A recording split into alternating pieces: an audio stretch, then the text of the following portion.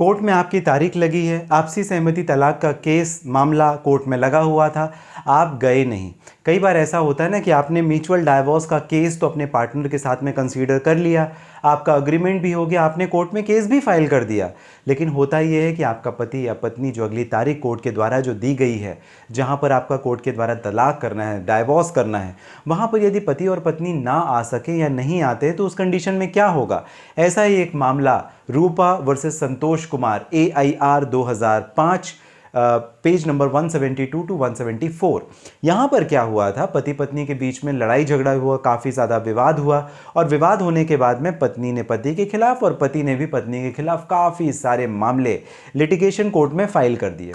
ये सारे जो मामले चल रहे थे और फिर अल्टीमेटली दोनों के बीच में आपसी समझौता हो गया, पारिवारिक तौर पर समझौता हो गया और समझौता होने के बाद में ये निश्चय किया गया कि अब हम डाइवोर्स के लिए जाएंगे, आपसी सहमति तलाक के लिए जाएंगे। तलाक के लिए भी चले जाते हैं दोनों सारे मैटर्स को सेटल करने के बाद में और कोर्ट में पिटीशन फाइल कर देते हैं। जैसा कि मैंने आपको बताया था, जो आपसी सहमति तलाक है वो केस जो होता है लगभग 6 महीने तक चलता है। 6 महीने में आपको या 6 महीने के पहले आपको तलाक मिल जाता है और वो मैक्सिमम टू मैक्सिमम 18 महीनों तक यानी 1.5 साल तक एक्सटेंड किया जा सकता है। कुछ ऐसी कंडीशन हुई कि लास्ट मौके पर जो विमेन है, जो महिला है, जो वाइफ है, वो कोर्ट नहीं पहुंच पाई और उसने अपने वकील के थ्रू एक एप्लीकेशन, और ये एप्लीकेशन का नाम ध्यान रखिएगा, इस एप्लीकेशन को बोलते हैं application seeking exemption from appearance. मतलब कोर्ट के सामने उपस्थिति होने नहीं अगर कोई होता है तो उस कंडीशन पे एक exemption of appearance application court में देनी पड़ती है। जो विमेन थी, वाइफ थी, उसने ये एप्लीकेशन अपने वकील के थ्रू, अपने वकील के माध्यम से भिजवा दी। कोर्ट ने इस एप्लीकेशन को खारिज कर दिया।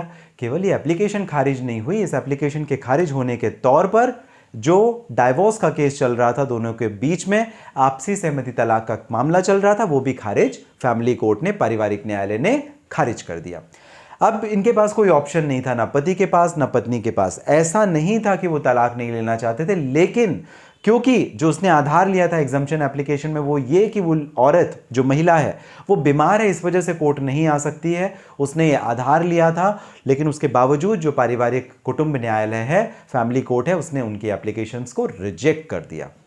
मामला गया हाई कोर्ट के पास। जब हाई कोर्ट के पास में इलाहाबाद हाई कोर्ट के सामने मामला गया तो हाई कोर्ट ने इस पिटीशन को सुना, समझा और ये निर्णय किया कि पिटीशन अलाउड होनी चाहिए थी। क्यों अलाउ होनी चाहिए थी? कि अगर वो विमेन नहीं भी पहुंची, अगर किसी प्रॉब्लम की वजह से नहीं पहुंची, तो भी ये इंटरेस्ट ऑफ जस्टिस को बार नहीं कर सकता। मतलब जो छोटी छोटी टेक्निकलिटीज होती हैं उनको आधार बना करके पिटीशन को रिजेक्ट नहीं किया जा सकता। हालांकि हमेशा ऐसा होता है कि जो सबऑर्डिनेट कोर्ट होते हैं वो आपकी पिटीशन को रिजेक्ट कर देते हैं। तो आप ये रेफरेंस ले सकते हैं, ऐसे कई मामले हैं जहां पर ये कोर्ट ने निर्धारित किया कि छोटी छोटी जो टेक्निकलिटीज होती हैं उसे आधार बनाकर इंटरेस्ट ऑफ जस्टिस को नहीं रोका जा सकता। और इसी को हम कहते हैं technicalities can not be allowed to prevail upon the substantial interest of justice, यानी जस्टिस मिलना चाहिए। अब इसी को ध्यान में रखते हुए कोर्ट ने क्या कहा कि बोला कि आप वापस से इस मामले को सुनो, किसे? फैमिली कोर्ट को वापस से निर्णय करो और इनके तलाक को रिस्टोर कर दिया, जो तलाक की एप्लीकेशन सबऑर्डिनेट फैमिली कोर्ट ने खारिज की थी। तो इस बात को आपको ध्यान में रखना है कि अगर किसी परेशानी की वजह से कोई पर्सन नहीं जा सके, चाहे वो पति है या पत्नी है, आप डेट का एडजर्नमेंट ले सकते हो, लेकिन आप कोर्ट की परमिशन ले लो और आपको एक एप्लीकेशन भी मूव करनी पड़ेगी, application seeking exemption from appearance, अगर आप नहीं जा सकते तो। कंडीशन आपको ध्यान रखनी है, एक्सेप्शनल केसेस में होता है। दूसरी महत्वपूर्ण बात यह होती है कि अगर छोटी छोटी बातों को लेकर के कुछ टेक्निकल इश्यूज की वजह से अगर आपकी पिटीशन रिजेक्ट हो रही है तो इस जजमेंट का आप रेफरेंस ले सकते हैं। काफ़ी महत्वपूर्ण जजमेंट है, 2005 AIR पेज नंबर 172 और ये जजमेंट का नाम है रूपा वर्सेस संतोष कुमार। आपको जानकारी कैसी लगी मुझे जरूर कमेंट बॉक्स में मेंशन कीजिएगा। इसके साथ ही अगर कोई प्रश्न है डायरेक्टली आप मुझसे कर सकते हैं बात। इस पर्टिकुलर वीडियो के डिस्क्रिप्शन में लिंक है, डिटेल है, जहां से अपॉइंटमेंट बुक करने के बाद आपकी और मेरी हो जाएगी बात। मिलेंगे अगली वीडियो में, तब तक के लिए आप सभी स्वस्थ और सुरक्षित रहें।